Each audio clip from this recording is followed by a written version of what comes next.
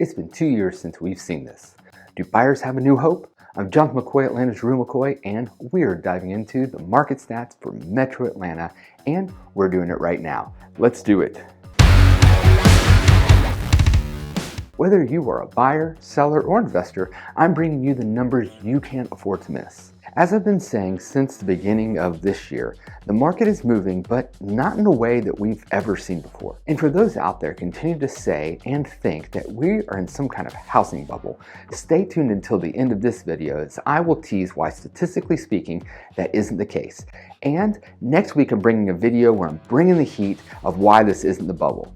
For now, let's start with my favorite chart, which is the 6-month trend chart. We had a big leap in active listings in June with just over 7,000. At the same time, we had a decline in under contract homes down to 6,486, which brings us to a number I've mentioned over the last few months.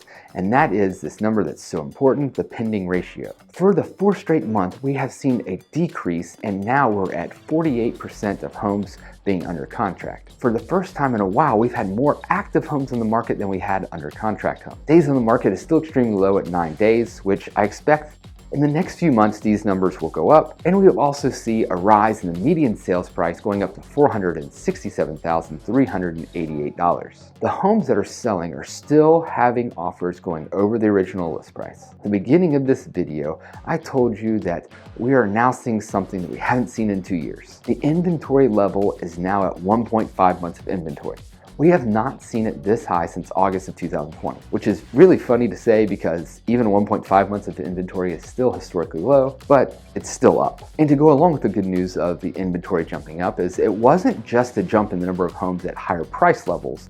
The inventory came up across the board, which is really good for the average buyer out there trying to find a home. But don't get too ahead of yourself. The advantage still strongly is on the seller side. We still have a way more buyers than sellers, and while we continue to see some relief, we've still got quite a ways to go before the buyer has an advantage. But there is hope. The other thing that we continue to see are interest rates having more ups and downs than a roller coaster ride at Disney World. A few weeks ago, we saw interest rates go up to 6.25%, only to have them drop 3 weeks later down to 5.25% for only a day or so. Then they went back up to around where they now are to 5.8%. Though by the time you see this video, heck, by the time I even publish this video, they might have jumped back up or fallen back down. Who knows? Inflation, employment, and the war in Ukraine continue to wreak havoc on these numbers, and anytime we have new information that comes out, there seems to be a large reaction for a day or two, then a correction to that reaction in the opposite direction for the next following days. And then the next week it just repeats. Now I know there are a lot of people out there worried about this housing market and are concerned with how far prices have gone up, and that makes sense. You, like many, want to know what's going to happen with this housing market. Well, first let me say that if you want or need to buy a house and you're financially able to do so, then buy a house. The prices of houses in the foreseeable future are going to steadily rise. I know we're seeing a cool down, but a cool down doesn't equate to a market crash. No experts or leading companies or organizations in the housing industry think that there is a housing bubble on the horizon. Now, I know I make fun of so-called experts sometimes on this channel, and rightfully so, but if you're out there predicting a market drop in the next year or two, my question for you is, why do you think that? What is the data that you're looking at that makes you think the housing bubble is inevitable? Or is this just a feeling? My fear for many of you out there is this. You think, hey, let's just wait to buy a home when prices come down. Look, the market seems to be cooling down. Things seem to be turning around. And while that is true, there is no bubble in sight. What we seem to be headed towards is, instead of housing prices jumping 20% year over year, we're likely going to see a modest jump of 5 to 9% this year. Then next year and maybe the year after that, we're going to see maybe 3 to 5% increase in prices. But notice what I said, increase. Homes are still going to be worth more in 2 to 3 years than they are right now. How long do you plan to wait around before you buy? Here's a little tease for my upcoming video. From 2012 to 2021, we have seen an increase in the number of households in the US by 12.3 million. In that same 10-year span, we've only had approximately 7 million new housing units built. The number of homes being built has not kept up with the number of people or families needing homes. Thus, we have one of the contributing factors for the home shortages we are now seeing. And it certainly doesn't help that builders are actually starting to slow down when it comes to building new homes due to inflation, worker shortages, and buyer sentiment. Again, be on the lookout for my next video where I'm going to show you why the numbers say that the home prices will continue to rise. What does this all mean for you as a buyer, seller, investor? Don't buy or sell out of fear.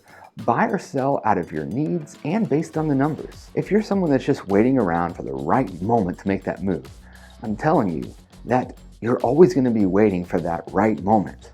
The biggest thing I can advise for you is have a long-term plan in place. For instance, if we look back at a buyer that was buying maybe in 2007, when there really was a housing bubble, we see that at the time they bought at the top of the market, and a few years later, the housing prices plummeted. But if you did not sell and kept your home with a long-term plan in place, then it still paid off. At the highest point in 2007, the median sales price for a US home was $218,000. At the lowest point in 2011, it dropped to $170,000.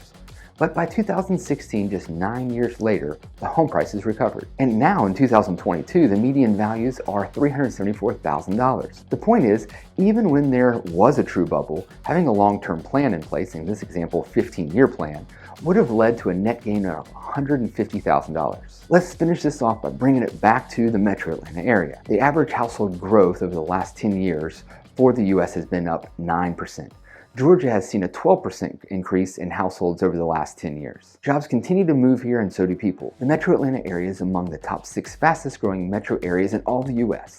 In 10 years, we're expected to gain another 430,000 people. The point is, we are growing, and housing, especially housing closer to the city and surrounding counties, are going to continue to rise in value. If you like this video and are looking for some more hyper-local stats for some of the metro Atlanta areas, then take a look at this playlist right here.